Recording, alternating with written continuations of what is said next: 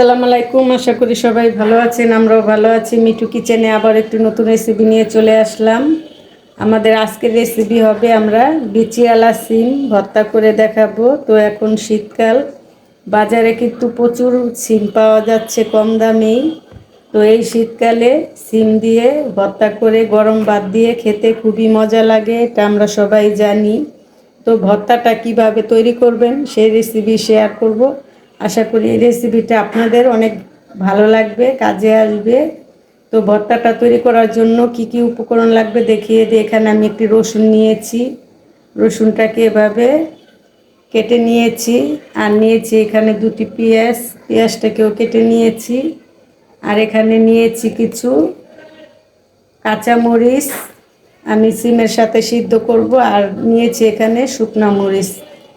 আর লাগছে ধনিয়া পাতা। শীতকালে ধনিয়া পাতার কথা আর কি বলবো, এটা খেতে খুবই সুস্বাদু, ভর্তার সাথে খেলে তো খুবই মজা লাগে।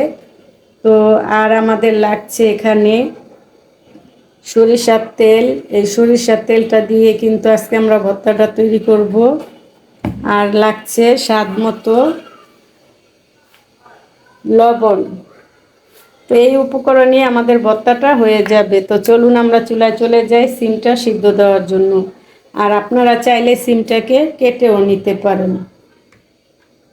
সিমটা সিদ্ধ করার জন্য চুলায় চলে আসলাম। চুলায় একটি ফ্রাই প্যান বসিয়ে দিয়েছি। এখন দিয়ে দিব স্বাদ মতো লবণ, আপনারা আপনাদের স্বাদ অনুযায়ী দিবেন। এখন আমরা এই তো পানিটা বলক চলে আসছে, এই পর্যায়ে সিমটাকে সিদ্ধ করে নিব। যতক্ষণ সিদ্ধ না হয় ততক্ষণই সিদ্ধ করে নিতে হবে। তো এখন এই সিমটাকে আমরা ভালো করে সিদ্ধ করে নিব। আর অবশ্যই ঢাকনা দিয়ে ঢেকে নিতে হবে। এখন আমি একটি ঢাকনা দিয়ে ঢেকে দিব। সিমটা বলক চলে আসছে, এখন ঢাকনাটা দিয়ে ঢেকে দিলে সিমটা তাড়াতাড়ি সিদ্ধ হয়ে যাবে। তো বেশিক্ষণ লাগে না সিমটা সিদ্ধ হতে, যতক্ষণ সময় লাগে এতক্ষণই আমরা সিদ্ধ করে ফিরে আসছি। সিমটাকে আমরা সিদ্ধ বসিয়েছিলাম ঢেকে, তো ঢাকনাটা খুলে নিলাম। সিমটাকে লাড়াচাড়া দিয়ে নিব। নাড়াচাড়া দিয়ে উল্টিয়ে পাল্টিয়ে দিতে হবে। আর এই পর্যায়ে আমরা যে এই সিমের সাথে কিছু কাঁচামরিচ অ্যাড করবো সেটাও দিয়ে দিব। তো এখানে আমি কাঁচামরিচটা দিয়ে দিলাম, সিমের সাথে একত্রে সিদ্ধ হয়ে যাবে। আর সিদ্ধ হয়েছে কিনা বুঝবেন কিভাবে, আমি যতটুকু পানি দিয়েছি 250 গ্রাম সিমের জন্য আমার এই পানিতেই কিন্তু সিমটা সিদ্ধ হয়ে যাবে। তো পানিটা শুকিয়ে গেলে আমরা সিমটাকে নামিয়ে নিব। তো 250 গ্রাম সিমের জন্য আমি এখানে পানি দিয়েছি 1 কাপের চেয়ে একটু বেশি হবে।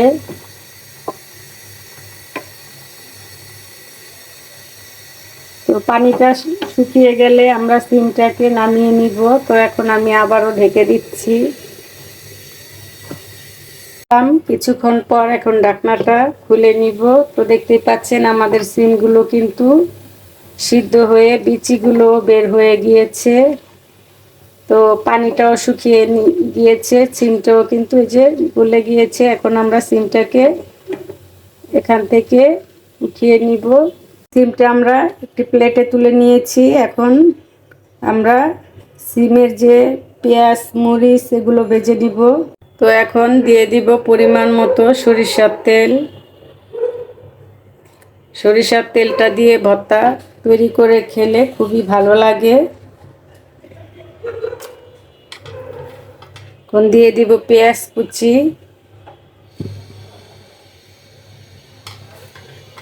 পেঁয়াজ কুচির সাথে আমি রসুন কুচিটাও দিয়ে দিব।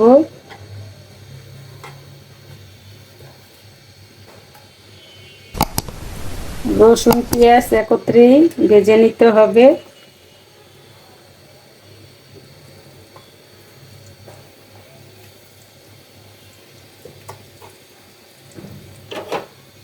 এখন এভাবে একটু নাড়াচাড়া দিয়ে ভেজে নিব।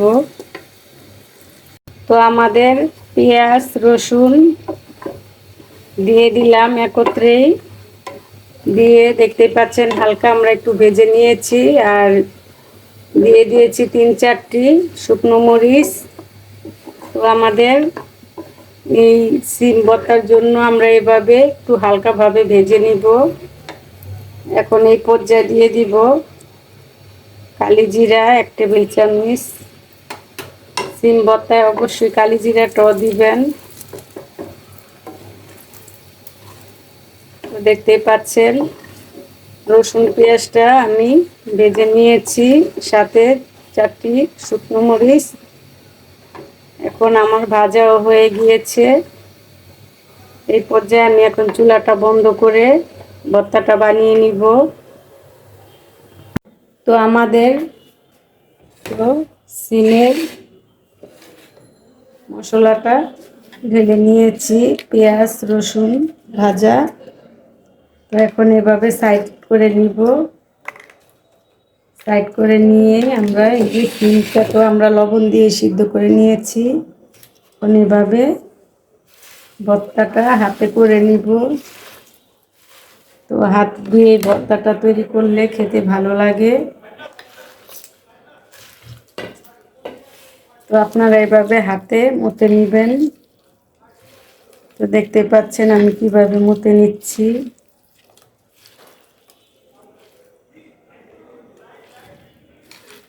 এভাবে সিম ভর্তাটা বানিয়ে খেয়ে দেখবেন, খুবই ভালো লাগবে।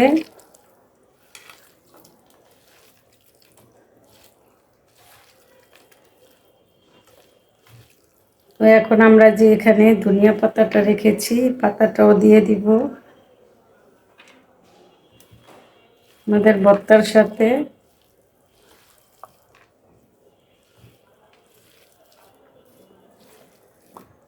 তো তৈরি হয়ে গেল সুস্বাদু সিম ভর্তা। আর এই তো ধনিয়া পাতাটা দেওয়ানে কিন্তু আরো ভর্তাটা খুবই সুন্দর দেখা যাচ্ছে। তো আমাদের ভর্তাটা কিন্তু রেডি হয়ে গিয়েছে, দেখতেই পাচ্ছেন। তো এইভাবে ভর্তাটা আপনারা বানিয়ে নেবেন।